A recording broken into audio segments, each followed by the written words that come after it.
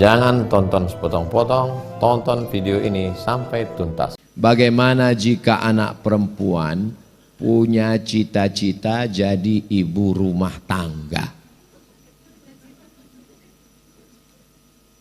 Profesi utama perempuan adalah ibu rumah tangga. Adapun dia menjadi pengusaha itu sampingan. Adapun dia jadi polwan sampingan. Kalau dia jadi polwan, polwan yang bisa masak, yang bisa mendidik anak-anak. Kalau dia jadi dokter spesialis sampingan. Polwan kalau dia, anak-anak kan susah makan sekarang. Dia mesti bisa nyuruh anaknya makan. Ibu-ibu suka. Dia lihat anaknya suka bintang, dia masakkan telur bentuk bintang. Bintang, makan, makan. Kalau dia polwan dia cabut pisau, makan, makan, makan, makan.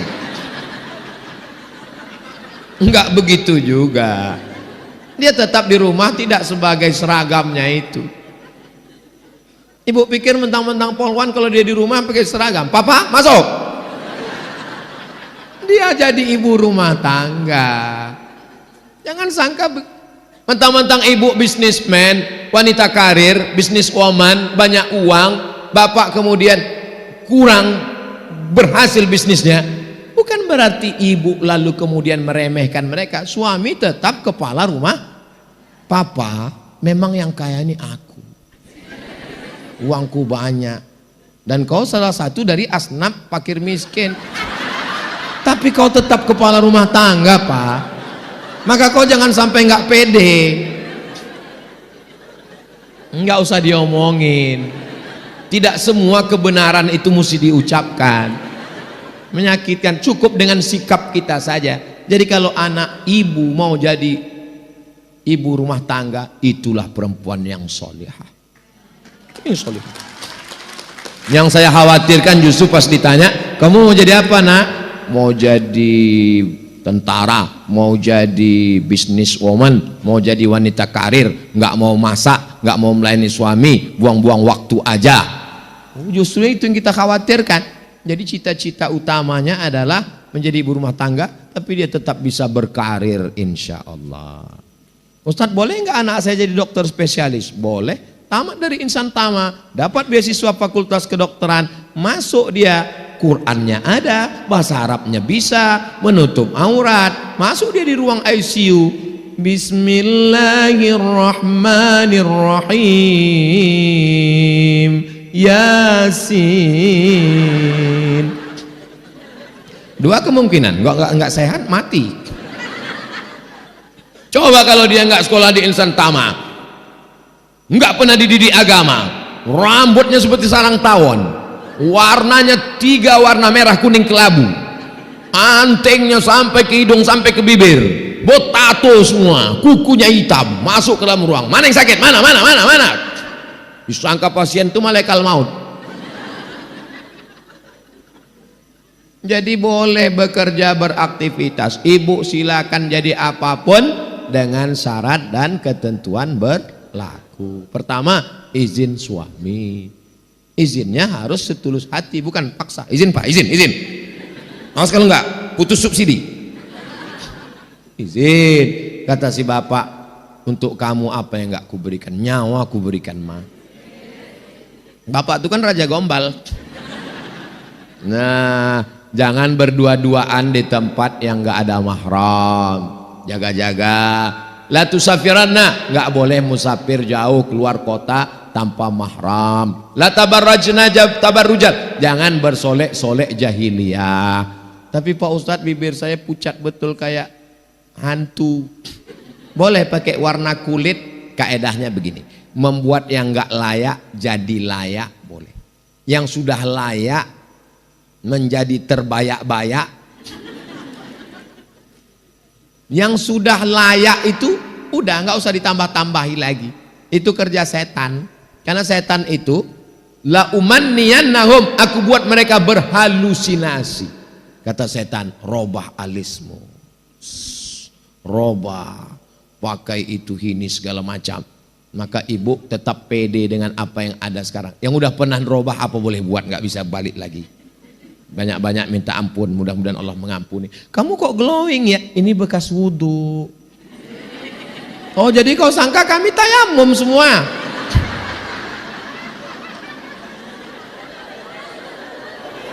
Jadi kita bangkitkan percaya diri kita. Sebenarnya orang-orang yang mengotak-atik wajahnya itu, orang ngelihat dia malah ngeri. Dia aja yang kepedean. Saya terus terang lihat orang yang oplas-oplas itu takut saya nengok mukanya. Iya, bibir bengkak.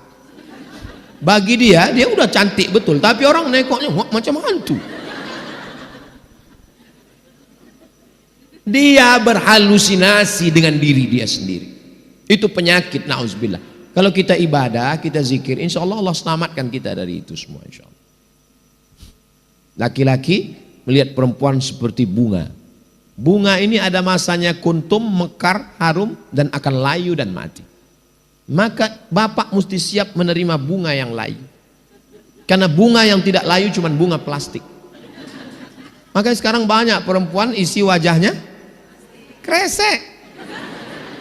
Dagu plastik, hidung plastik, pipi plastik. Ini apa namanya? Bulu mata pun plastik. Plastik, lentik. Ada orang bakar sampah layu.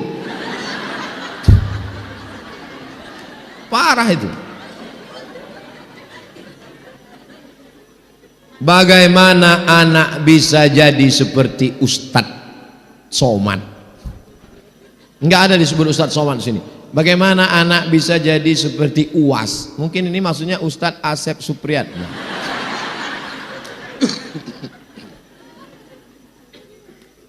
Universitas yang paling berhasil mendidik alumninya adalah universitas penderitaan. Saya ditinggalkan orang tua saya kelas 2 SD di Sumatera Utara. Mereka pindah ke Riau. Saya menumpang di rumah keluarga ibu saya. Habis itu berpindah ke rumah kakak ibu saya. Habis itu berpindah ke rumah orang tua angkat saya. Sampai saya tamat sekolah 95. Di situ baru saya paham skenario Allah. Allah ingin membuat saya sebagai orang yang mandiri. Saya bisa merasakan perasaan. Paman saya, tante saya, anak-anaknya, mantunya, cucunya. Sekarang anak-anak tak bisa merasakan perasaan itu. Tidak halus feelingnya. Kenapa? Karena dia tidak perlu merasa. Di rumah-rumah bapaknya, ini emaknya, mau makan sesuka hati dia, kaki dia angkat ke atas, ada pembantu. Saya nggak bisa begitu. Saya mesti merasakan, melihat wajah mereka. Baru saya paham, Allah membentuk saya supaya tajam rasa saya, feeling saya, maka dibuatnya kehidupan saya seperti itu. Lalu kemudian akhirnya saya pergi ke Mesir, 4 tahun gak ketemu ibu saya. Habis itu pergi ke Maroko 2 tahun. Setelah itu pulang, tausiah, ceramah, direkam, diusir, viral. Itu. Jadi nggak ada sekolah yang membuat Abdul Somad itu nggak ada. Tapi pendidikan di rumah, ibu, keluarga, bapak ada, sibuk mencari nafkah, kemudian lingkungan, bacaan, keadaan, situasi. Jadi siklus manusia ini begini. Mau manusia, mau organisasi, mau yayasan, mau kerajaan, begitu. Generasi pertama pejuang, generasi kedua penikmat, generasi ketiga penghancur. Jadi kalau kita mau anak-anak kita tetap berjuang, jangan buat mereka terlena dengan kenikmatan. Jangan besarkan anak di tempat nenek, karena dia akan punya penyakit, tidak bisa menyuap makanan, tidak bisa ngangkat gelas, tidak bisa mengikat tali sepatu. Kenapa anak kita tidak bisa menyuap makanan? Karena neneknya akan menyuap, dia baru dia nggak pandai ngangkat gelasnya, karena gelasnya diangkatkan. Dia nggak pandai ngikat tali sepatunya, sepatunya dipasangkan, diikatkan. Maka buat anak itu mandiri. Bagaimana caranya? Masukkan ke Insan Tama. Kemanapun mutarnya tetap kembali ke Insan Tama.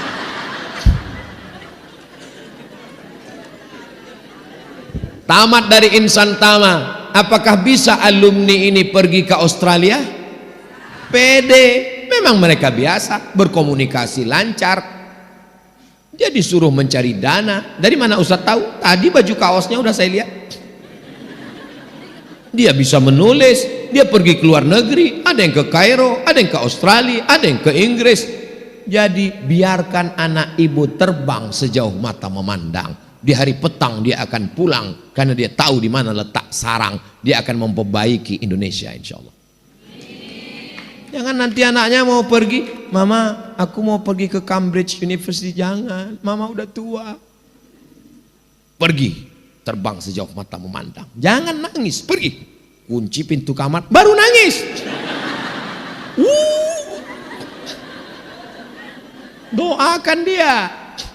Waktu saya mau daftar S3 2017, mak saya umurnya hampir 70, meninggal umur 71. Mak, saya nakut-nakuti dia. Aku udah daftar S3 di Sudan. Sekarang aku mau cuti.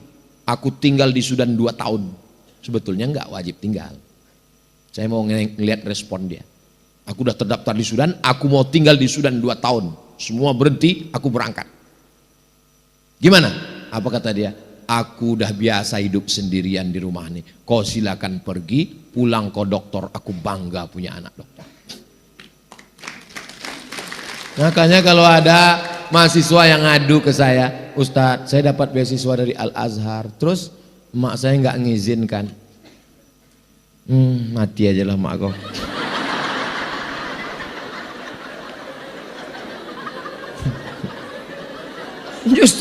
Justru kalau anak ini berhasil kan dapat pahala mengalir sampai hari kiamat. 4 tahun saya, tapi tidak saya ngomongkan gitu. Takut saya sakit hati dia kan. Dalam hati aja tak bisa saya lagi ngomong, udah kartu mati udah. Saya maunya ibu-ibu itu jumpa sama saya ceritakan bagaimana mak saya. Sampai terpikir saya waktu di Mesir itu 4 tahun nggak pulang. Jangan-jangan aku ini anak angkat ini. Pulang saya setelah 4 tahun, 98 berangkat 2002 pulang. Mak rindu nggak sama aku waktu aku di Mesir? Aku rindu betul sama kau. Jadi gimana cara mak kalau rindu? Ku cari anak-anak yang hitam macam kau. Ada anak tetangga hitam. Itu ku belikan baju hari raya, ku undang makan. Karena ku tengok dia hilang rinduku sama kau. Begitu rupanya cara dia mengobati hatinya. Setelah saya pulang, saya jadi ustadz, saya bawa dia ceramah ke Medan. Saya bawa ke hotel. Mat, ya mak, kawanku mau datang, mau jumpa. Bawa dia ke sini. Jumpa di mana? Terserah, mau di kamar, mau di lobi. Di bawah aja lah. Ya, ayo ku kawan. Saya biarkan ngobrol, saya nguping dengar apa cerita orang. Ibu ini nanya, waktu anak kau di Mesir, kuliah lama-lama di Maroko, apa yang kau doakan? Kenapa hati kau kuat berpisah? Kenapa dia sehat? Aku tiap malam mendoakan dia, kubacakan 100 kali Al-Fatihah. Untuk anakku Abdul Somad, sehatkan dia ya Allah. Al-Fatihah. Bertawassul dengan surat Al-Fatihah, masyru', sunnah. Bertawassul dengan amal soleh. Bagaimana hadis dalam Sahih Al-Bukhari. Satu bertawassul berdoa dengan sedekahnya, satu bertawassul dengan bakti kepada orang tuanya, satu bertawassul dengan tidak jadi berzina. Maka bertawassul dengan membaca Al-Quran dan Ummul Quran Al-Fatihah masyru', bukan bid'ah, sunnah. Membaca Al-Fatihah atau dengan bersedekah. Datang jamaah, Ustadz tadi saya lewat di depan rumah emak Ustadz. Oh ibu tahu? Ya saya selalu dulu datang waktu beliau masih hidup. Di antara ceritanya Pak Ustadz, apa cerita dia? Aku selalu menzikirkan anakku. Apa dibacakannya untuk saya bu? Dibacakannya tahlil la ilaha illallah 1000 sampai 3000 kali untuk engkau Ustadz Somad. Ibu. Makanya waktu ibu saya meninggal, saya pikir ini kiamat udah dunia ini. Tak ada lagi tempat meminta tolong. Rupanya sampai hari ini masih ada sisa-sisa doanya yang makbul. Maka doakan anak-anak ibu, kalau nanti dia tamat, insan tamat, dia mau pergi, ibu izinkan atau tidak? Dari bunyinya sepertinya enggak.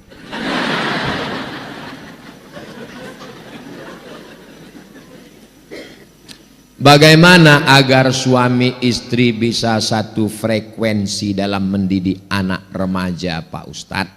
Komunikasi. Ibu kasih tahu ke bapak, Bang, AA, Mas, kalau kamu nggak bisa komunikasi langsung dengan aku, tulis aja WA. Seperti kau kirim surat ke aku waktu ditangkap emakku dulu. Karena ada laki-laki ini kalau dia ngomong dia nggak bisa mengungkapkan kata-katanya, pakai surat. Dulu waktu dia menyurati ibu, ku biarkan pena ini menari-nari di atas kertas yang suci ini. Akhirnya dihanyutkannya ke sungai, nganyut ke Jakarta. Nah, jadi suruh dia buat WA. Apa yang dia nggak senang? Supaya bisa dikomunikasikan, duduk ngobrol bersama. Kalau acara pengajian di sekolah, buatkan khusus. Sebenarnya orang tua ini perlu konseling. Duduk bersama, psikolog dudukkan dengan ustadz. Satu dari aspek agama, satu dari aspek psikologis. Supaya selesai masalah. Karena kalau yang satu mengatakan, saya mau anak saya pakai celana jeans metal dunia. Ibu mengatakan anak saya mesti akhirat agama. Nggak ketemu titiknya. Dulu kok bisa kalian ketemu ya? Anak itu ada kan karena kalian ketemu. Nggak mungkin jadi melalui Bluetooth.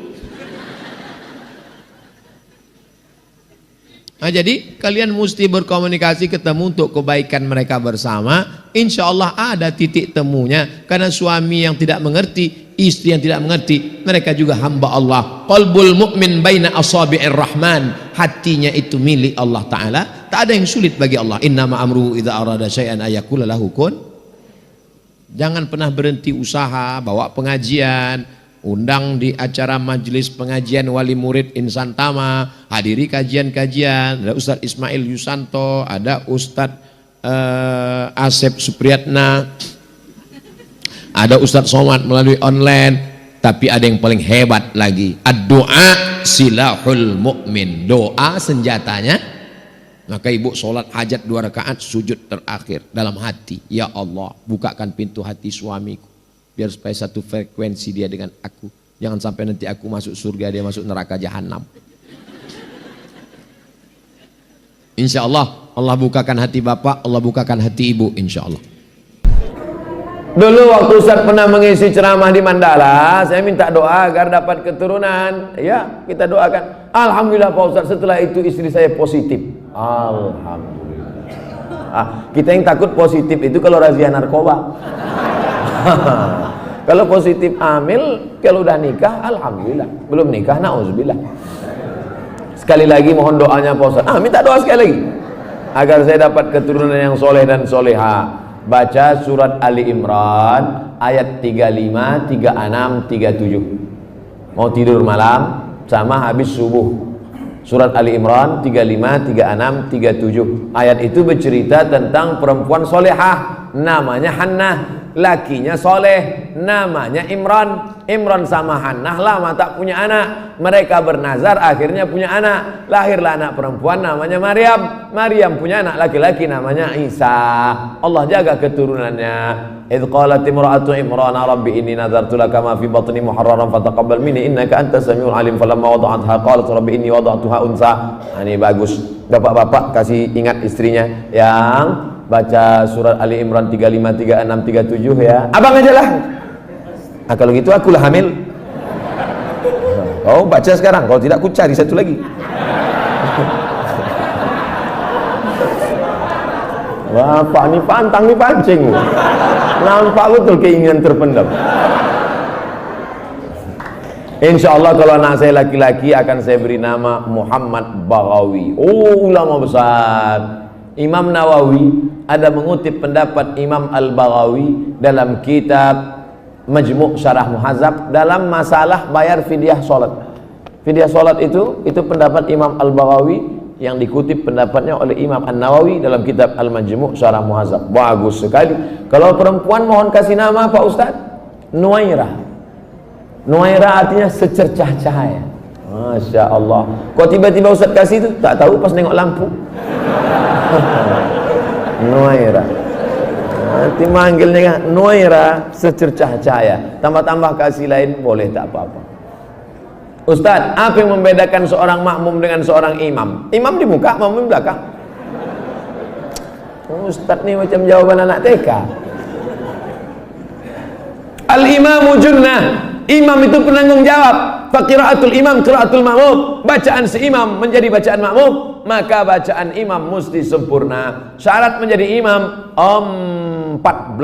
Buka dalam kitab Al-Fiqhul Islami wa Adillatuh Syekh Wahab Zuhaili menurut mazhab Syafi'i. Yang pertama, wali. Jadi kalau berkumpul orang di kota Medan ini, siapa yang paling layak menjadi imam? Wali kota.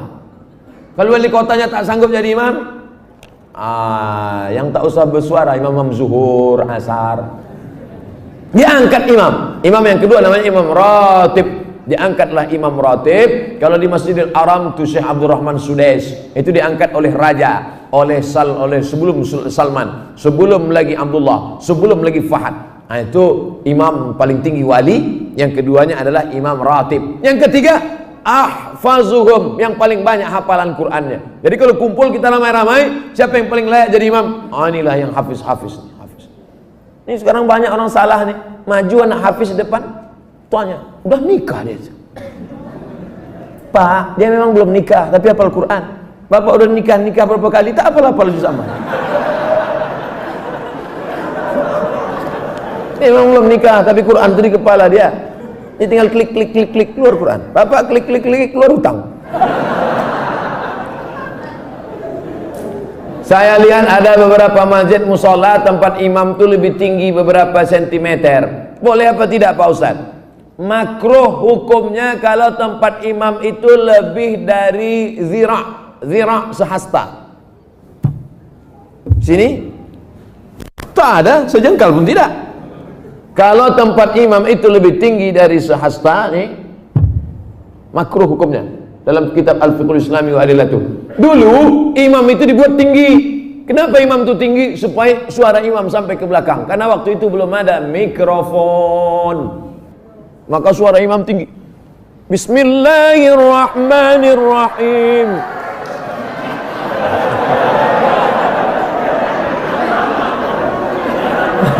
Ore kata makmum. Jadi kalau saya kira tak ada di Medan ini tempat imam lebih dari sehasta, kecuali Idul Adha, Idul Fitri ya. Tapi kalau yang imam ratib di masjid tak sampai. Kalau sekedar dibangunnya segini tak apa-apa, supaya nampak imam. Karena ada juga makmum tuh yang menengok, mana imamnya. Nah, tak mancing aja. Kita lanjutkan. Ustadz, saya tinggal di masjid sudah lebih 6 tahun, sejak 2012.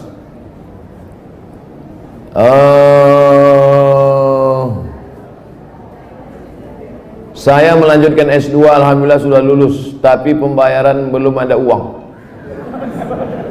Kalau ada orang dermawan yang ingin membantu, alhamdulillah saya mau bersyukur. Kirimkan ke nomor 0. Ini boleh untuk dibaca karena itu rahasia.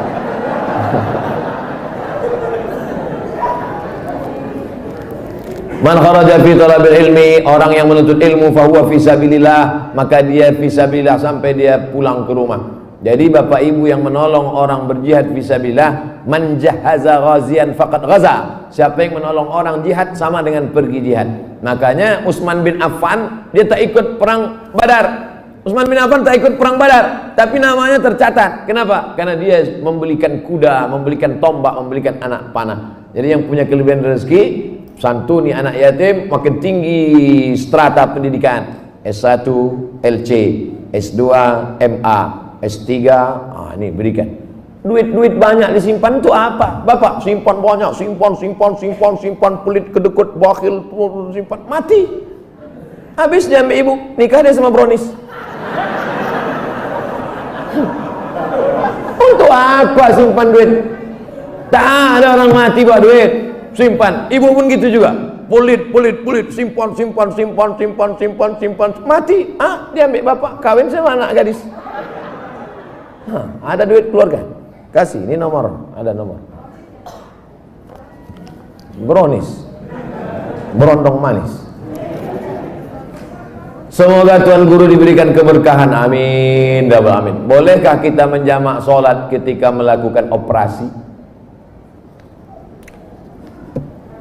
Syarat jamak qashar 89 km dari Pekanbaru ke Medan 600 km. Pekanbaru ke Medan 600 km. Kalau tak percaya ukur sendiri. Itu maka saya jamak qashar tadi. Asar 2 rakaat. Tapi boleh jamak tidak pakai qashar. Hadis riwayat Abdullah bin Abbas. Hajat sangat tinggi. Bapak dokter spesialis. Operasi jam 11, selesai jam 5. Jam 11 tadi operasi, selesai jam 5. Zuhurnya kemana? Jamak takhir, tidak pakai qashar. Zuhur 4 rakaat, asar 4 rakaat. Yang mengoperasi tak bisa diganti dengan dokter lain. Memang dia aja sendiri. Banyak kabel-kabel dalam, harus salah potong. Kalau sampai digantikan dokter lain, bingung dia. Oh, ini salah sambung pula, koslet. Yang mengoperasi. Bagaimana dengan yang dioperasi? Begitu juga. Operasi tulang belakang, operasi kulit. Jam berapa mulai operasinya? Jam 6 sore. Sementara di Medan maghrib jam 6.30. Selesai operasi jam 10 malam. Kemana maghribnya? Maghribnya tarik jamak takhir. Maghribnya 3 rakaat, isyaknya 4 rakaat. Tapi jangan mempermudah-mudah. Ini banyak ini operasi tingkat tinggi. Ini nikah pun main jamak juga. Nikah tak sholat zuhur tuh duduk di pelamin. Kalau tak sholat zuhur, sayang makeup luntur. Tak ada rukhsah, tetap sholat zuhur, tetap sholat. Di setel jam 12.30 duduk di pelaminan. Stop jam 5 supaya zuhurnya tetap sholat pada waktunya dan asarnya tetap. Tapi kalau operasi ini memanglah operasi ini lama, baik yang mengoperasi maupun yang dioperasi. Karena apa? Darurat tingkat tinggi. Kita doakan anak-anak kita jadi dokter insyaallah. Kenapa begitu? Dokter ini duitnya banyak, kerjanya tak berat. Buka-bukaan mulut orang 5 juta.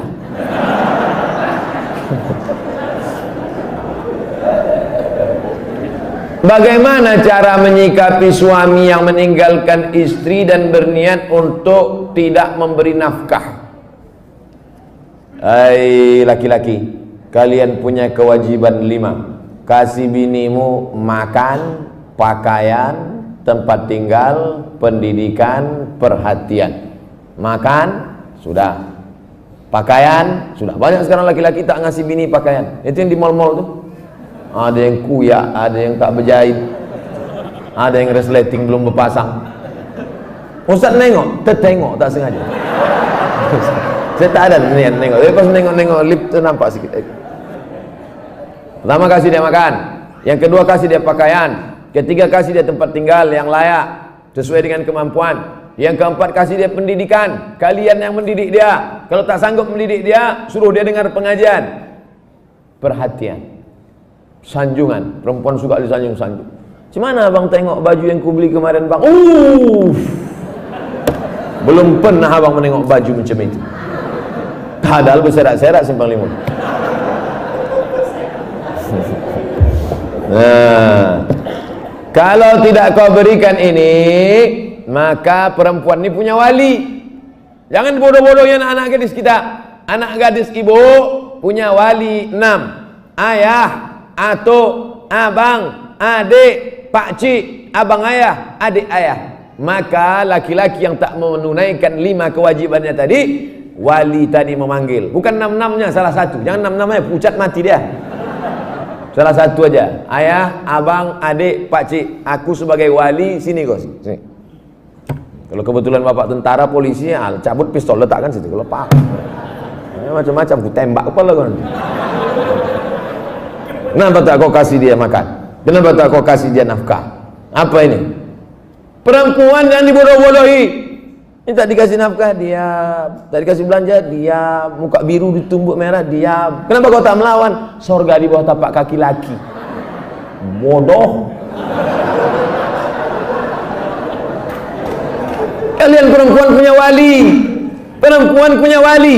Bukan perempuan itu yang ngomong. Ini banyak sekarang perempuan ngomong langsung sama suami. Bukan begitu. Ada walinya yang mempertanyakan. Nah, Jadi kalau mengerti, betul kata Nabi, hai para wali, para ayah, para abang, para kakek, para datuk, para pakcik, para paman, idza ja'akum man tardawna dinahu, kalau datang orang meminang anak gadismu, meminang adikmu, meminang cucumu, pandanglah dua, din, agamanya baik, wa khuluquhu, akhlaknya baik. Baik agamanya, baik akhlaknya, nikahkan dia. Jangan kau tengok mobilnya. Ini kalau datang naik Grab aja. Oh, datang naik Mercedes Benz, inilah dia. Rupanya rental. Pak Ustadz, bagaimana cara husnuzon terhadap takdir Allah? Terkadang yang namanya manusia nih, asa an takrahu syai'a, boleh jadi kau benci pada sesuatu, wa yaj'alallahu fihi khairan katsira. Kau benci, di balik benci itu ada kebaikan yang luar biasa. Ikut latihan paskibraka, sudah hampir mau, tiba-tiba batal, sakit hati, benci, kenapa nasib begini? Rupanya skenario Allah indah. Dipanggil sama Pak Kapolres, diuruskan ke Jakarta, terbang ke Jakarta. Takdir, rencana Allah jauh lebih indah daripada yang kita rencanakan. Tapi jangan gara-gara ini besok tidur jam 8 tarik selimut, kau tak pergi kerja, rencana Allah jauh lebih indah. Usaha, doa, tawakal, niat baik, cakap baik, buat baik, datang baik berarti dari Allah, datang tak baik, sabar, Allah sedang menguji.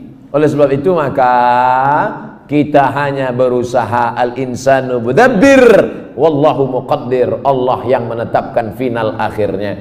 Jangan pernah berhenti berusaha, jangan pernah suudzon pada Allah Subhanahu wa taala. Kalau sudah terjadi tak sesuai dengan keinginan, qaddarallah. Kalau sudah terjadi tak sesuai dengan kehendak, apa yang keluar dari mulut kita?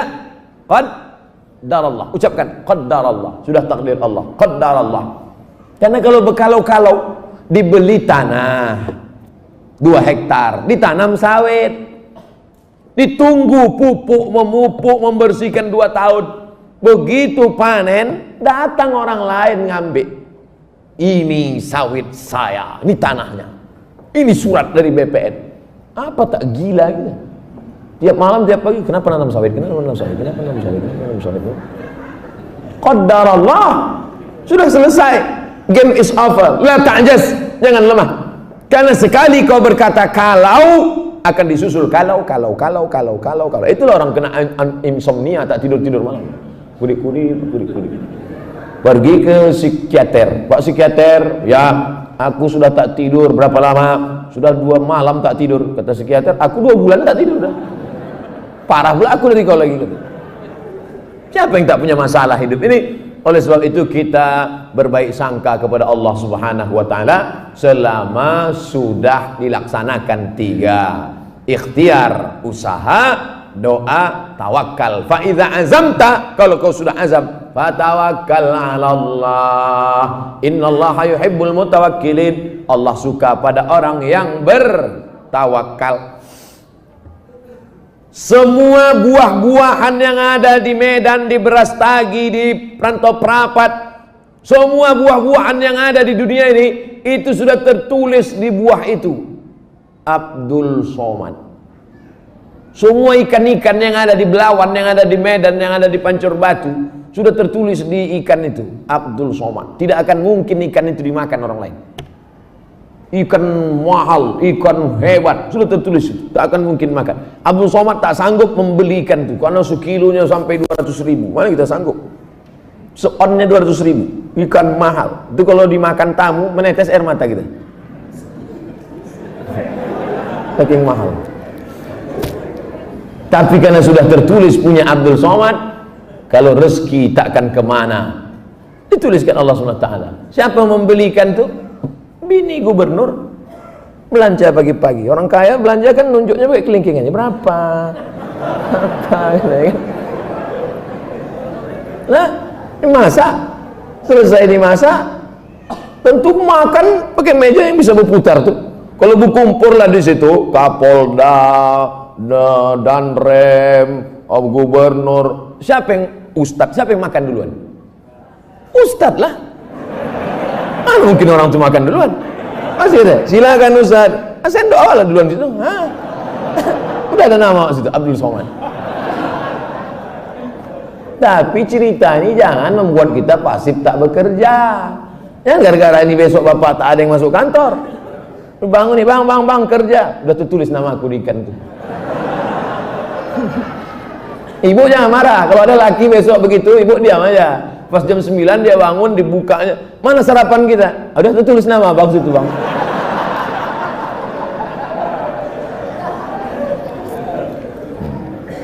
Orang yang pakai akal-akal itu pakai akal juga kita balasnya. Tak main ayat hadis sama dia.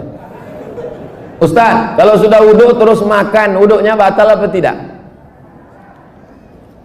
Mana pula makan batalkan wudhu? Kecuali makan sambil kentut. Makan tidak membatalkan wudhu. Beli buku judulnya Fikih Islam Sulaiman Rashid. Saya ulang sekali lagi. Fikih Islam Sulaiman Rashid, bahasa Indonesia.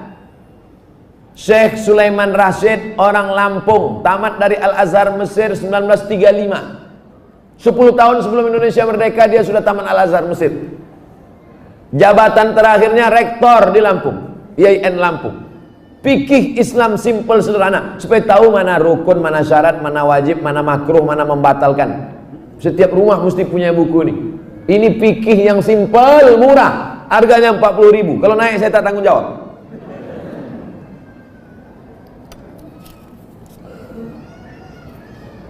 Ustadz, apa pahala sholat 2 hari raya? Sholat Idul Fitri, Idul Adha tak perlu dibalas. Sholat Idul Fitri, Idul Adha tidak perlu disebutkan dalil-dalilnya, tak perlu dimotivasi. Karena yang tak sembahyang pun sembahyang. Yang perlu dikasih motivasi itu sholat subuh. Lau ya'lamuna ma fil atamati was subhi. Seandainya mereka tahu pahala sholat isya berjamaah dan subuh berjamaah, la atauhuma abwan, mereka akan datang walaupun merangkak. Saking beratnya sholat isya sama sholat subuh. Rakaat al-fajri khairum minad dunya wa ma fiha.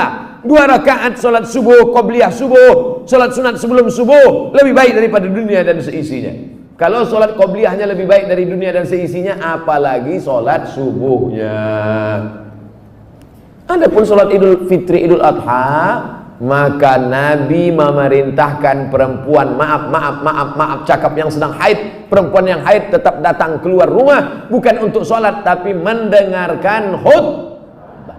Sholatnya biasa aja, mendengarkan khutbahnya. Dengarkan khutbah. Ini banyak orang sholat id, begitu khotib naik ke atas mimbar, Allahu Akbar, Allahu Akbar, Allahu Akbar. Dia mulailah megang telekung kawan. Kau beli di mana? Di Sukaramai apa di Olimpia? Ustaz, kalau bercadar bagi perempuan wajib apa tidak? Ada namanya Syekh Twigri, tempatnya di Riyadh, Saudi Arabia. Kata dia cadar itu wajib. Syekh Twigri mengatakan cadar wajib. Syekh Albani mengatakan cadar tak wajib. Sesama ulama salafi pun, jangankan yang mazhab Syafi'i, tak sepakat tentang cadar wajib. Adapun ulama-ulama Al-Azhar Mesir mayoritas mengatakan cadar tak wajib.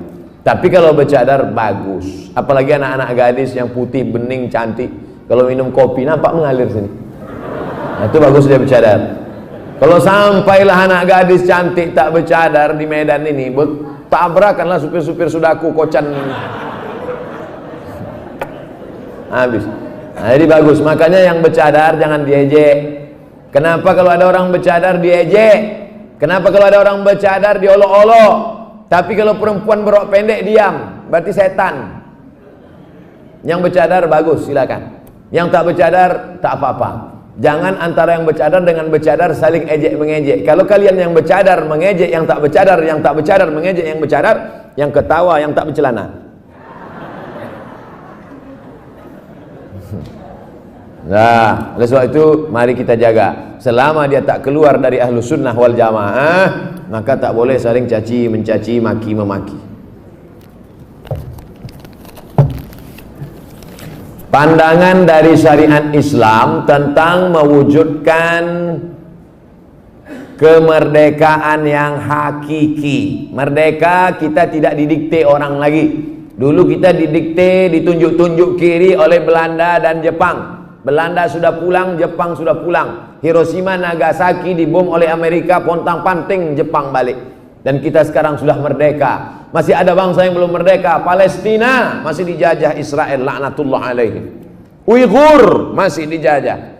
Rohingya masih dijajah. Patani masih dijajah.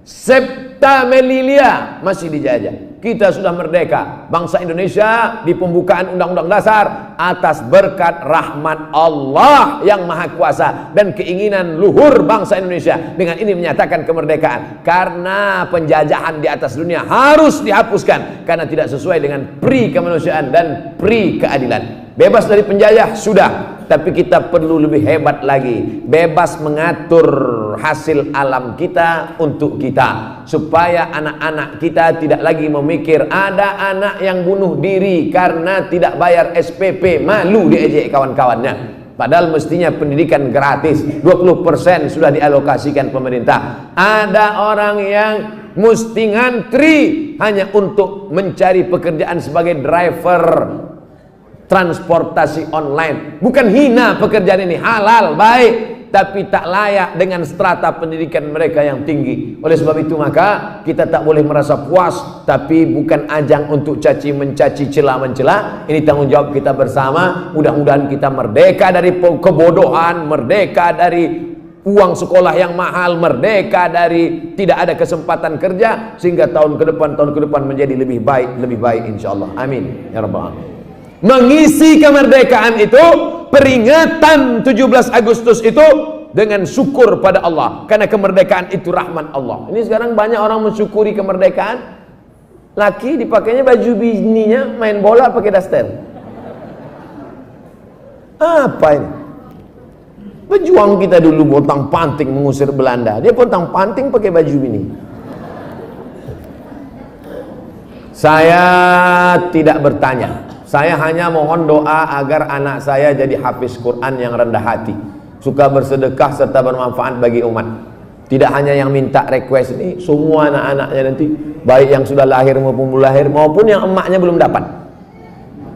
Yang lajang-lajang ini, yang berondong-berondong ini, saya doakan nanti semua di akhir majelis semuanya mendapatkan kebaikan insyaallah. Amin ya rabbal alamin. Ringkas saja Pak Ustaz, saya mohon Ustaz jabarkan tentang Nabi Ibrahim yang walaupun ayahnya kafir, beliau sangat santun terhadap orang tuanya. La illam tantahi Ibrahim, kalau kau tidak berhenti menceramahi aku, kalau kau tak berhenti mengajak aku menyembah Allah, la arjumannaka, aku lempar kau pakai batu sampai mati Ibrahim. Ada ayah orang Medan gini. Rasa-rasanya tak ada. Kalau kau tak berhenti menceramahi aku Ibrahim, la arjumannaka, aku lempar kau pakai batu. Wahjurni maliya, pergi kau dari sini, tinggalkan rumah ini, tinggalkan kampung ini, maliya, untuk waktu yang lama, usah kau balik-balik lagi. Apa jawaban Ibrahim alaihissalam? Salamun alaika, selamat untuk ayah. Astaghfirulaka rabbi, aku akan mintakan ampun kepada Allah atas dosa-dosamu wahai ayahku. Innahu kana bi hafiya, Allah itu mengabulkan doaku. Kalau anda berbakti pada orang tua, dibalas Allah mendapat anak yang berbakti juga. Apa balasan Allah terhadap budi baik Ibrahim? Dapatnya 2. Kau buat 1, ku balas 2. Ibrahim dapat balasan 2. Lahirlah Ismail dengan dites Ibrahim, dibawanya pisau. Ya bunayya, wahai anakku, inni ara fil manam, aku tengok dalam mimpiku malam tadi, anni azbahuka, aku menyembelih lehermu. Fanzur madza tara, apa pendapatmu? Bapak kalau mau ngetes anak bapak sesoleh anak Ibrahim, balik dari sini ambil pisau. Ya bunayya, wahai anakku, anni ara fil manam, aku tengok dalam mimpiku malam tadi, anni azbahuka, aku sembelih lehermu, fanzur madza tara, what is your opinion oh my son. Gilo ya katanya. Apa jawab Ismail? Ya abati, wahai ayahku, if'al ma tu'mar, laksanakan apa yang diperintahkan Allah. Satajiduni insyaallah minas sabirin, insyaallah aku menjadi anak yang sabar. Dosa minum khamar boleh jadi di dunia tak dapat, di akhirat dibalas. Dosa sabu-sabu boleh jadi di dunia tak dapat, di akhirat dibalas. Tapi dosa durhaka pada orang tua, dua-dua dapat, di dunia dapat, di akhirat dapat. Waspadalah.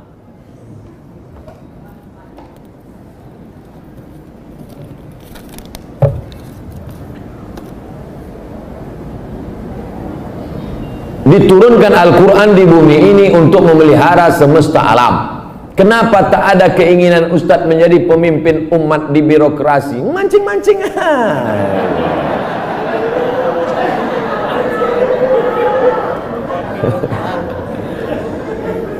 Saya ini bukan Ustadz jadi-jadian. Nih aku kasih tahu. Saya dari kecil memang sudah dipesankan datuk-datuk saya, cucuku yang ini mesti sekolah agama. Cucuku yang satu ini untuk sekolah agama, yang lain mau sekolah dokter, mau jadi pengacara, mau jadi jaksa, mau jadi hakim, mau jadi polisi, mau jadi tentara. Makanya sepupu saya ada yang polisi, ada yang tentara, ada yang jaksa, ada yang guru. Tapi saya memang dipesankan, cucuku yang satu ini mesti sekolah agama. Nah, jadi pilih yang lain-lain, jangan sakit hati. Banyak lagi yang lebih mantap-mantap, hebat-hebat. Jadi Ustaz, saya sampai mati jadi Ustaz aja. Kalau masih kuat berceramah, ceramah. Tak lagi kuat, ngajar alif. Alif di atas alif, bawah alif, depan Apa tanggapan Ustaz tentang hukum pembuat penjual lukisan? Idza kanat laha dhillun ajma'al ulama ala tahrimiha. Begitu kata Imam Ibnu Hajar Al-Asqalani. Kalau ada bayang-bayangnya, maka sepakat ulama bahwa dia haram. Ada bayang-bayangnya. Laha dhillun, ada bayang-bayangnya. Ambil senter dia. Senter, ada tak bayang-bayangnya? Artinya yang tak boleh itu patung. Dicetak, diukir, dibentuk. Itu pun kalau lengkap dari ujung rambut sampai ujung kaki. Kalau kepalanya aja tak apa-apa, boleh. Ibu di rumah ada patung gajah keramik mahal, lengkap dari belalai sampai ujung kaki. Balik dari sini, potong. Potong. Tinggalkan belalainya aja sedikit. Jangan utuh, haram, tak boleh. Di kamar ada keramik burung merpati sedang bercengkrama, ada lampu di tengah, utuh dari muncung sampai ekor sampai kaki. Potong. Bang, demi Ustaz Somad kita potong. Tinggalkan sedikit. Jangan utuh, yang utuh tak boleh, haram. Tak masuk malaikat. Malaikat rahmat tak masuk.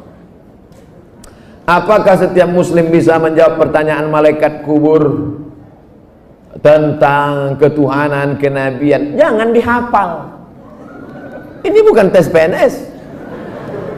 Ini bukan SNMPTN, seleksi nasional masuk perguruan tinggi negeri.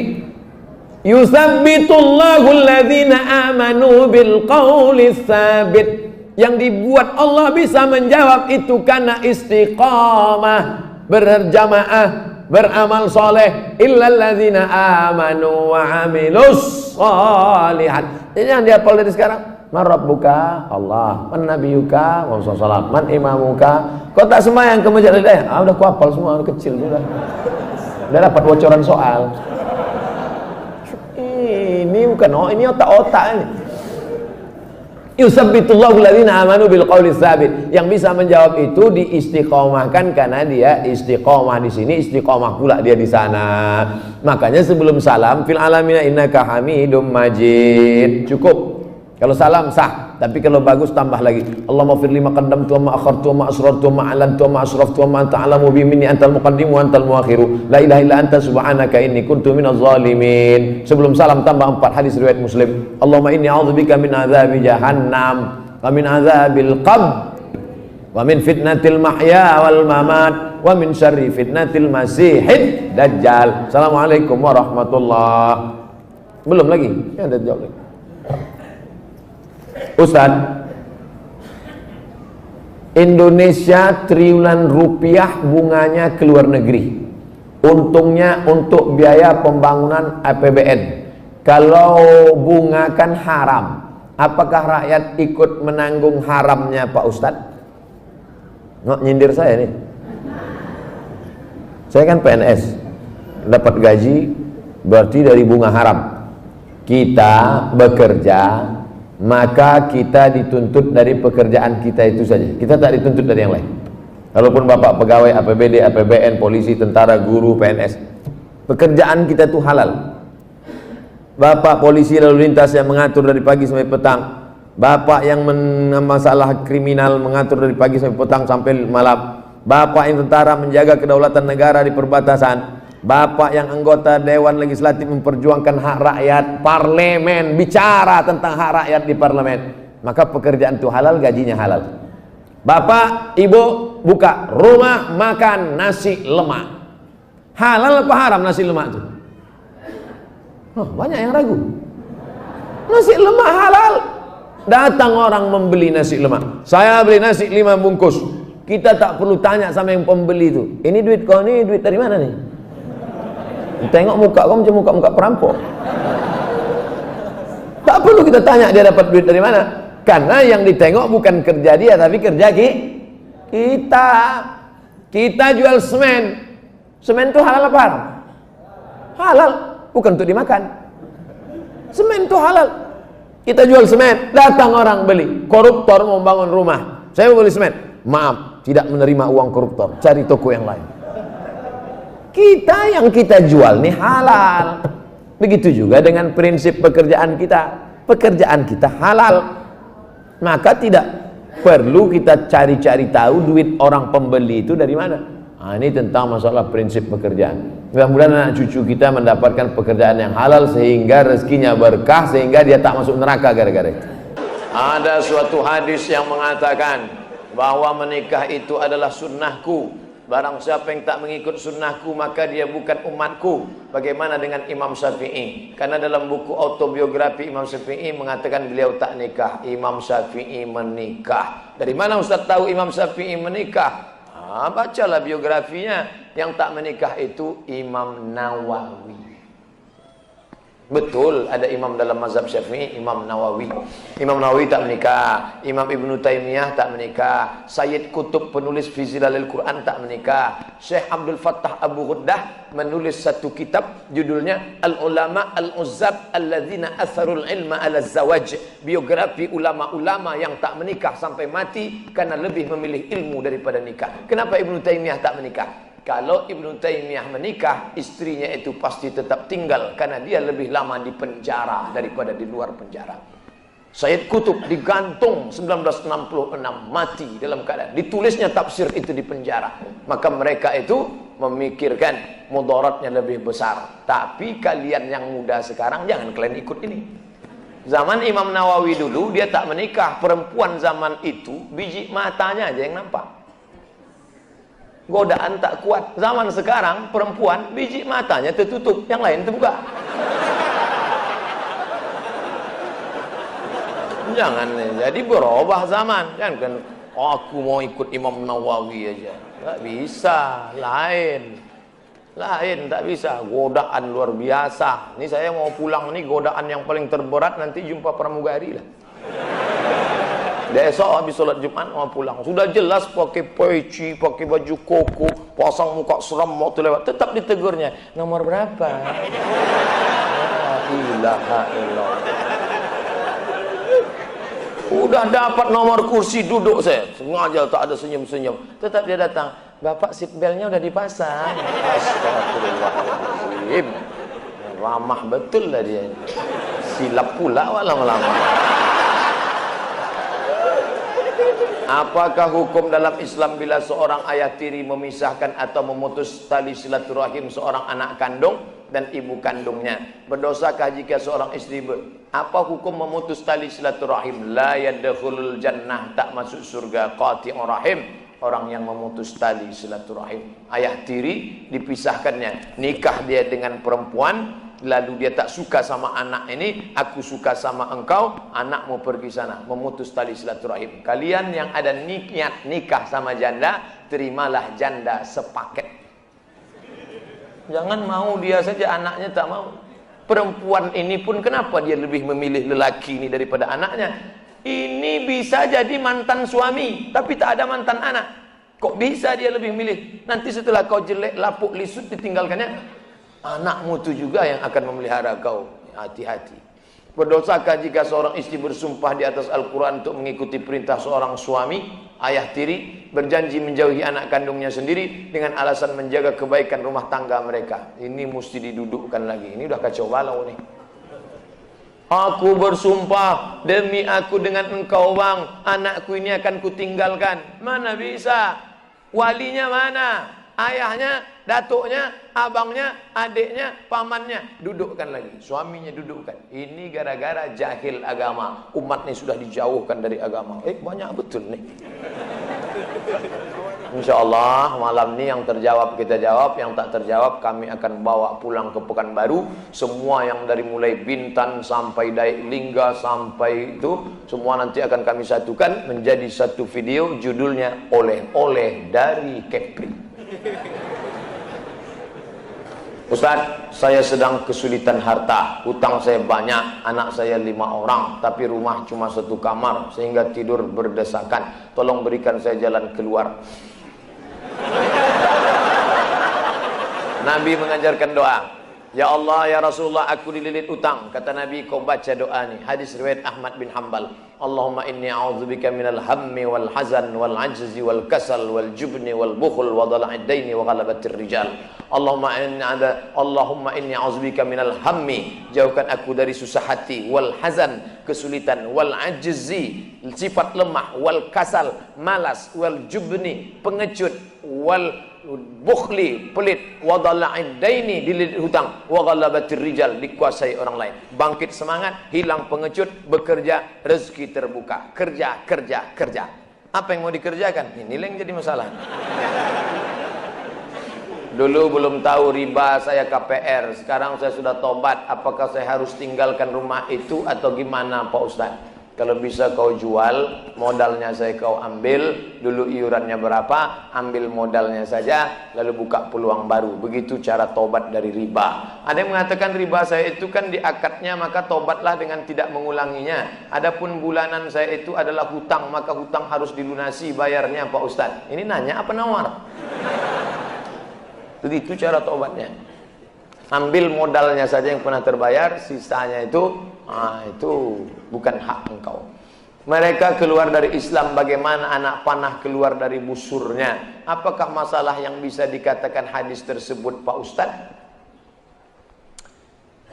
Ramhu, anak panah keluar dari qaus, sebagaimana melesatnya anak panah keluar dari, begitulah mereka keluar dari Islam. Apakah karena mereka tidak hafal Quran? Mereka baca Quran, tapi Quran itu hanya lewat di ujung lidah, tak sampai masuk ke dalam hanajirahum, hanya ke tenggorokan saja. Mereka keluar dari Islam seperti melesatnya busur dari anak panah dari busurnya. Siapa itu? Orang Khawarij yang mengkafirkan Sayyidina Ali, Sayyidina Amr bin As, Sayyidina Muawiyah. Mereka menikam Sayyidina Ali radhiyallahu an. Ini 3 orang ini harus dibunuh. Ali harus mati, Muawiyah harus mati, Amr bin As harus mati. Ditikamnya. Mereka dikatakan Nabi keluar dari Islam. Kenapa? Takfiri, mengkafirkan orang Islam. Ketika kau katakan saudaramu, hei kafir, padahal dia tak kafir, maka engkaulah yang kafir. Itu sindiran Nabi tentang Khawarij. Apa hukum menikahi perempuan yang gila, tak berakal sehat? Al-uyub al-musyawwahah, ada beberapa aib cacat perempuan boleh diceraikan, bukan wajib, tapi terserah dia. menikah dia, tiba-tiba perempuan itu gila, maka termasuk uyub musyawwahah, gila, junun, baras, kena penyakit kusta, supak, maaf cakap nauzubillah, tiba-tiba putih, lalu kemudian maaf tersumbat kemaluannya. Kalau laki-laki dia terkena penyakit impotensi, ada diberi kesempatan berobat setahun. Kalau setahun dia sembuh, melanjutkan. Kalau tak sembuh, maka perempuan boleh menggugat, laki-laki boleh menceraikan. Saya tak mau menceraikan dia Pak Ustaz, walaupun dia gila, cinta kami kekal abadi. Ya tak apa-apa. Jika dulu pernah berjanji akan menikah dengan perempuan dan menerima apapun kekurangannya, tiba-tiba dia sakit gila, sudah 10 tahun lebih belum juga sembuh, sudah berobat tapi belum sembuh, apakah harus nikah atau batal janji? Gila termasuk penyakit yang membolehkan untuk membatalkan, namanya al-uyub al-musyawwahah. Maka engkau pun tidak dibebani hukum. Kalau kau mau terima, tapi begini gila, berat itu, mengurus diri kita lagi, mengurus dia lagi. Maka jangan kau merasa berdosa pada perbuatan yang tak mesti berdosa. Jangan merasa berpahala pada perbuatan yang tak mestinya berpahala. Kau tak berdosa, karena ini termasuk uyub musyawwahah, cacat yang boleh melepaskannya. Maka dia gila, ya tak apa-apa, tak jadi. Atau sudah menikah, kau ceraikan. Pak Ustadz, saya mau tanya, bagaimana caranya menyembuhkan kakak saya yang dikerjain orang ke dukun? Mohon doa kakak saya, bawa ke ruqyah syar'iyah. Sebelum dibawa ke ruqyah sendiri. Bacakan Al-Fatihah, Qul huwallah 3 kali, Qul a'udzu falaq sekali, Qul a'udzu nas sekali, pangkal Al-Baqarah 5 ayat sampai wa ulaika humul muflihun, ayat kursi ujung Al-Baqarah 7. Saya ulang sekali. Fatihah sekali, Qul huwallah 3 kali, Qul falaq sekali, An-Nas sekali, pangkal Al-Baqarah 5 ayat sampai wa ulaika humul muflihun, ayat kursi ujung Al-Baqarah lillahi ma fis samawati. Sebelum tidur malam baca ke tapak tangan, usapkan ke kepala. Itu sunnah dibuat Nabi SAW. Lalu kemudian selepas sholat ba'da asar, mau tenggelam matahari, terbit matahari ba'da subuh, dibacakan ke ember besar, tiupkan, dimandikan. Setiap hari mandi. Air yang sudah dibacakan tadi tak boleh pakai untuk cebok. Bacakan ke air. Yang 7 tadi bacakan, dihembuskan ke air. Setelah itu diminum.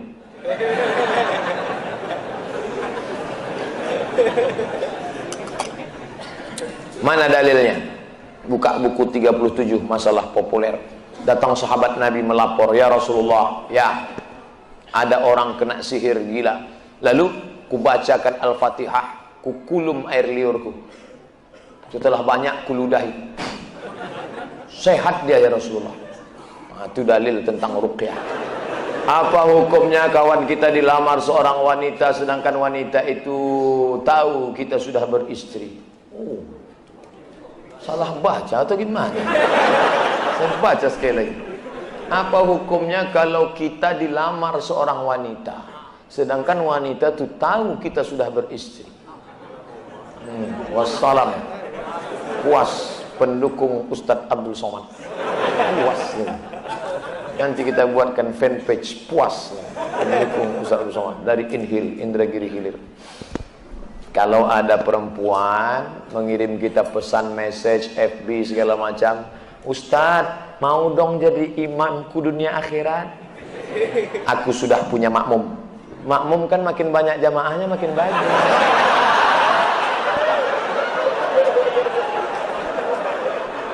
Kita ini negara hukum. Jangan main nikah siri saja.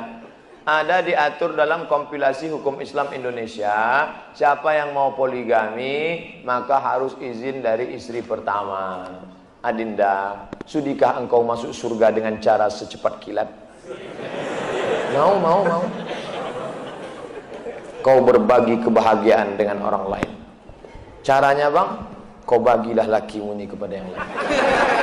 Tadi buatnya lah, saya yang bertandang tangan di bawah ini dengan ini setuju bahwa suami saya menikah dengan setuju.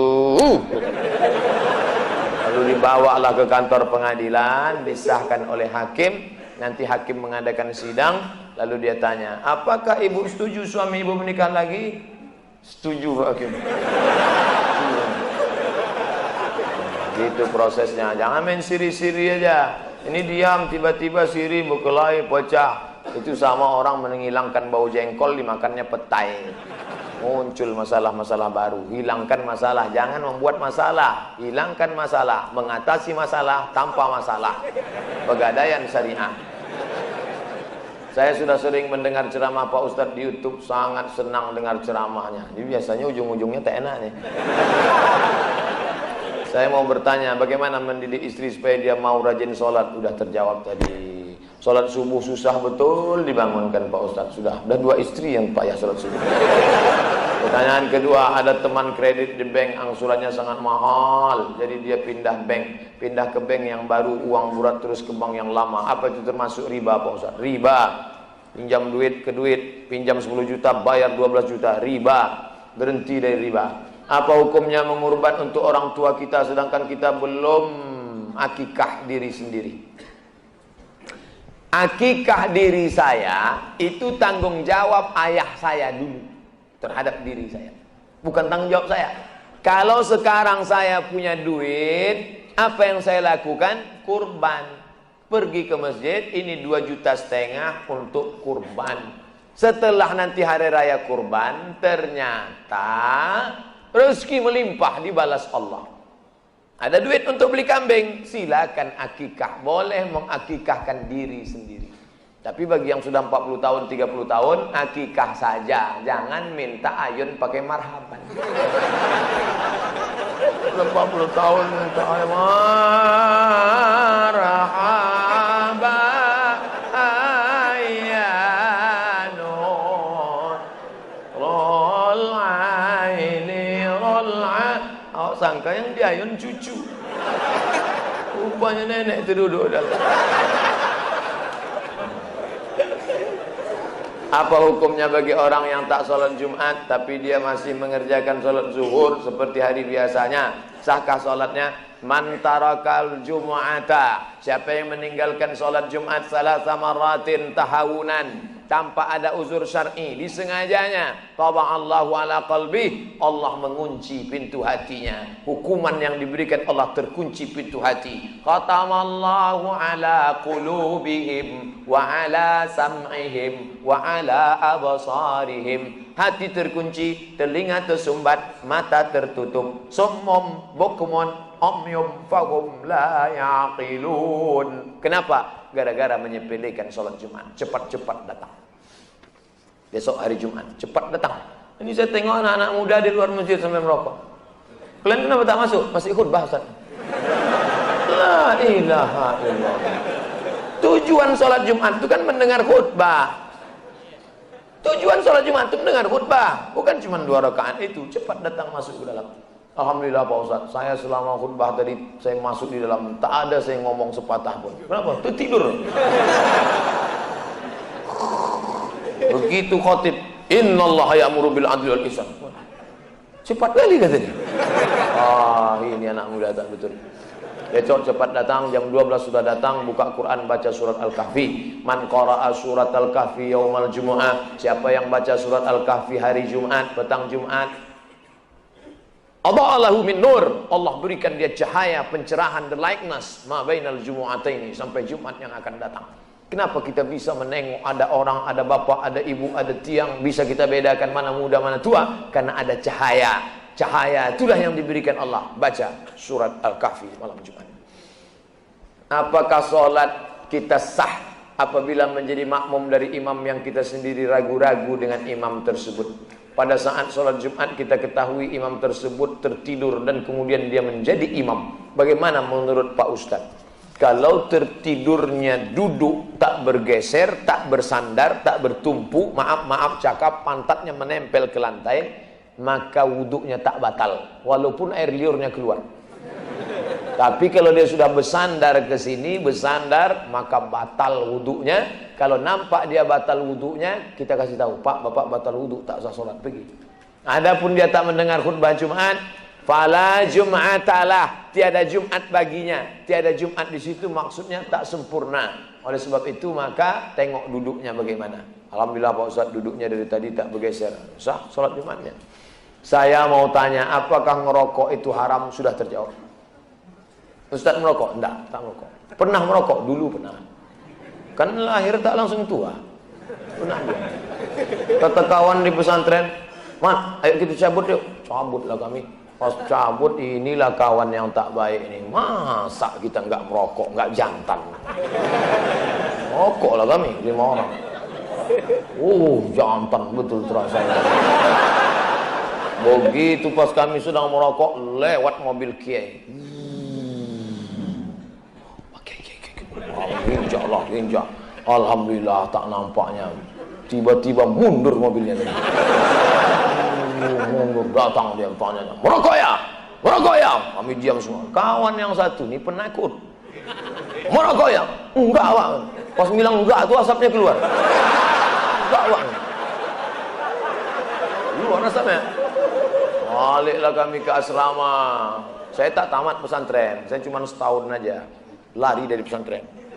Lalu ada mudabbir saya di sini, tak boleh sebut namanya. Lalu kemudian ketika itu habis sholat maghrib dipanggil nama-nama yang tadi melanggar. Saya sholat hajat 2 rakaat bernazar, "Ya Allah, kalau nanti kiai itu lupa namaku, ku bacakan Yasin 3 kali." Pas dibacakan nama-nama yang melanggar hari ini, yang merokok, yang ini, yang berbahasa Indonesia, dibacanya dari ujung sini, tak ada nama saya. Memang makbul doa sholat hajat. Wah, sejak itulah saya berhenti saya tak merokok. Banyak juga kawan-kawan ini merokok. Kenapa merokok? Kau kenapa merokok? Ini kan bisa kena impotensi apa segala macam. Ustadz baca baik-baik macam mana. Rokok dapat yang berbahaya, Pak Ustadz. Kalau beli tak apa-apa katanya. Andai jamaah sekarang. Kenapa sholat dan zuhur dan asar bacaannya suaranya tak terdengar? Subuh jahar, Bismillahirrahmanirrahim. Isya jahar, zuhur, asar tak. Allah tak ada sebut alasan di Quran, Nabi tak ada menyebut, sahabat tak ada menyebut, salah satu ulama ada menyebut, kata dia, malam itu sunyi. Wa ja'alna lailakum subata. Kami jadikan malam kamu sebagai istirahat, sunyi. Lawan dari sunyi adalah bising. Sunyi, maka lawannya adalah bersuara. Maka sunyi itu dipecah dengan suara. Bismillahirrahmanirrahim. Sedangkan siang itu ribut, hiruk pikuk. Maka lawannya adalah sunyi. Jawaban itu bukan dari Nabi. Itu murni tauqifi dari Allah Subhanahu wa taala. Tapi kalau mau salah satu jawaban ulama mencoba menjawab, begitulah bunyinya. Bagaimana cara kita mengambil baik hakikat diri yang sebenar-benarnya agar kita bisa mengenal baik, merasakan akan kehadiran Allah di setiap jaga kita. Man arafa nafsahu faqad arafa rabbahu. Siapa yang mengenal dirinya, maka kenallah dia akan Tuhannya. Bukan hadis Nabi. Apa penjelasan itu kata ulama ahli hadis? Ini bukan hadis tapi maknanya baik. Kalau engkau kenal dirimu yang hina, maka sadarlah engkau Allah mulia. Kalau kau kenal dirimu yang lemah, sadarlah engkau Allah maha kuasa. Kalau kau kenal dirimu yang mati, sadarlah engkau dia yang tak pernah mati. Kalau kau kenal dirimu yang diberi hidup, maka sadarlah engkau dia yang maha hidup. Kenali diri baik-baik. Orang yang paling celaka adalah halakam ru'un lam ya'rif qadrahu, celaka yang tak tahu siapa jati dirinya. Apakah setiap kita membaca syahadat dalam solat wajib diikrarkan dalam hati? Mulut mengucap, hati connect. Nih hati, nih mulut. Tak boleh putus. Inna sholati wa nusuki wa mahyaya wa mamati. Bismillahirrahmanirrahim. Mulut bergerak. Apakah Nabi itu kalau sholat mulutnya bergerak atau tak bergerak? Kata tabi'in bertanya kepada Khabbab ibnul Ars, "Ya Khabbab, ya, Nabi itu kalau sholat mulutnya bergerak atau tak bergerak?" Kata Khabbab, "Nabi kalau sholat mulutnya bergerak." Dari mana kau tahu? Bittirabil lihyati, karena aku tengok jenggotnya bergoyang. Mulut bergerak, hati. At-tahiyatul mubarakatus salawatut thayyibatu billah. Assalamualaikum. Di agak-agak yang mendengar telinga kita saja, hamsah namanya. Kalau sampai telinga kawan terdengar, 2 kemungkinan, jahil atau peka.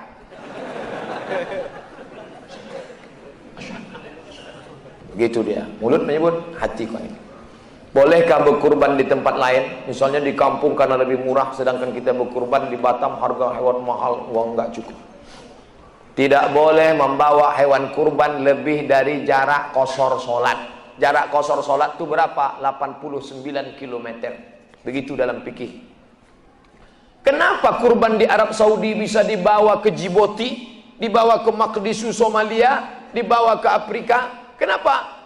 Ternyata kalau sudah tercukupi ring 1, boleh dibawa ke ring 2. Nah, Batam di agak-agak. Menurut kami Batam ini sudah dapat semua Pak Ustadz, 2 kilo, 2 kilo, maka boleh dibawa. Makanya ustadz-ustadz yang menjadi pengajar di Malaysia ada dibawanya ke Riau. Orang Melayu yang ada di Singapura ada berkurban ke Batam, boleh dibawa. Termasuklah saya nanti hari Senin, Selasa, Rabu, Kamis 4 hari akan membawa kurban-kurban yang ada dari Pekanbaru, bahkan dari saudara-saudara kita yang sedang kerja di Hong Kong yang mengirimkan kambingnya, akan kami bawa ke pedalaman suku Terasing Talang Mama. Insya Allah 4 hari kami dalam hutan nanti, Senin, Selasa, Rabu, Kamis, bawa kambing. Pokoknya keluar dari situ bawa kambing lah. Bolehkah berbicara saat tawaf? Boleh, tapi yang tak batal. Berbicara saat tawaf tak batal, tapi jangan asyik bercakap aja selama tawaf.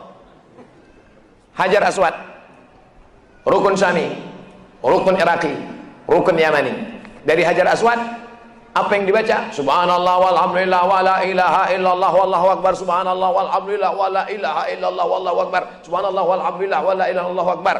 Dari rukun Yamani ke Hajar Aswad doanya berubah. Rabbana atina fid dunya hasanah wa fil akhirati hasanah wa qina azabannar. Rabbana atina fid dunya hasanah sampai ke sini. Saya Pak Ustadz baca putaran 1, putaran 2, putaran 3, berputar-putar kepala saya. Kenapa kau belum bayar? ONH, saya belum hafal bacaannya. Tidak ada rukun qauli dalam haji. Andai tak hafal tak apa-apa. Andai ada orang haji itu diam saja mulutnya, waktu tawaf diam aja, sah. Haji apa namanya? Haji diam. Bagaimana pembagian waris jika suami meninggal? Harta yang dimiliki suami diperoleh sebelum menikah dengan istri, sementara saudara-saudara dari suami juga minta bagian warisan karena menganggap harta itu warisan dari almarhum bapaknya. Ini kacau balau. Suami punya harta tanah sebelum menikah, istri menikah dengan suami. Tanah ini kata saudara-saudaranya itu tanah ayah kami yang dikuasai suamimu. Sekarang mereka menuntut, mana hitam di atas putih, maka si istri mesti punya bukti. Ini tanah punya suami saya, sudah dibayarnya ke ayah, jangan hiraukan. Tapi kalau memang belum, bagikanlah itu jatah mereka. Nah, inilah gara-garanya. Maka jangan mau bersimbah darah, menyimpan bom atom, menyimpan api dalam sekam. Masalah harta-harta ini selesaikan. Makanya ayat yang paling detail dalam Quran masalah harta. Hati-hati masalah harta. Surat Al-Alaq adalah surat pertama kali turun kepada Nabi SAW. Hadis apa yang pertama kali diucapkan Nabi SAW dan kapan? Apa perkataan Nabi sebelum diangkat menjadi Rasul? Itu juga disebut hadis.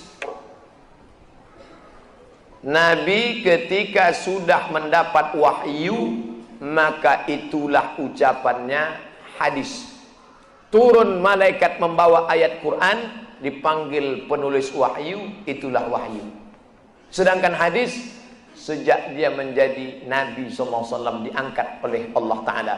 Wa ma yantiqu anil hawa, dia tidak bicara mengikuti hawa nafsunya.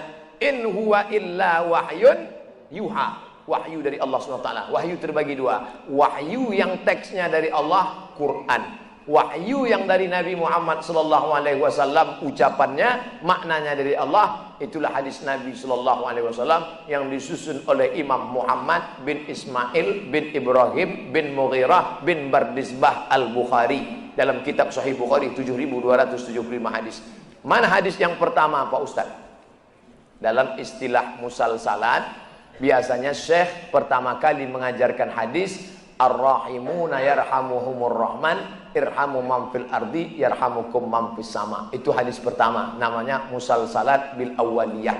Tapi itu bukan hadis pertama yang keluar dari mulut Nabi SAW. Tapi tradisi, hadis yang pertama kita bahas dalam pengajian ini adalah yang saya terima dari guru saya pertama kali, Ar-Rahimuna yarhamuhumur rahman irhamu man fil ardi yarhamukum man fis sama, dari sahabat Nabi namanya Abdullah bin Amr bin As, disebutkan oleh Imam Ahmad bin Hanbal dalam kitab Musnad Ahmad. Ini tentang hadis. Apabila masbuk pada sholat subuh, di rakaat kedua makmum mengikuti kunut imam, apakah saat rakaat kedua nanti dia baca kunut lagi? Ya, ini imam, ini makmum. Rakaat kedua bagi imam, rakaat satu bagi makmum. Ketika imam salam, maka makmum rakaat kedua. Saya ulang balik, rakaat kedua bagi imam, rakaat satu bagi makmum masbuk. Ketika imam salam, rakaat kedua bagi makmum, maka di rakaat kedua si makmum baca kunut lagi kalau dia bermazhab Syafi'i. Dua, jika non muslim mengucapkan syahadat, apakah otomatis dia masuk Islam walaupun hanya sekedar bercanda? Karena teman saya jangankan syahadat, azan pun dia pandai Pak Ustaz. Kalau sekedar berbunyi, beo pun masuk Islam. Asyhadu Allah, asyhadu Allah, asyhadu Allah, asyhadu Allah. Oleh sebab itu maka apa itu iman? Tiga. Apa itu iman? Tiga. At-tasdiqu bil qalbi, dinyatakan dengan lidah. Al-iqraru bil lisani, at-tasdiqu bil qalbi, dibenarkan hati. Al-iqraru bil lisani, dinyatakan dengan lidah. Wal amalu bil arkani, dilaksanakan dengan anggota tubuh. Makanya masuk Islam diisytiharkan di masjid, diumumkan. Apakah Anda masuk Islam ini ada paksaan? Tidak, Pak. Apakah Anda serius atau main-main? Tidak, Pak. Apakah masuk Islam karena hanya mau nikah sama anak orang Islam? Tidak, Pak. Ente dipersaksikan orang banyak? Iya, Pak. Ini serius, jangan asik main-main saja. Di Batam banyak pedagang barang bekas yang membeli barang dari Singapura dengan cara borongan karungan seperti beli kucing dalam karung. Kadang bagus, kadang jelek. Apakah ini termasuk gharar, Pak Ustadz? Gharar. Kita tak boleh membeli yang tidak ada kepastian. Gharar.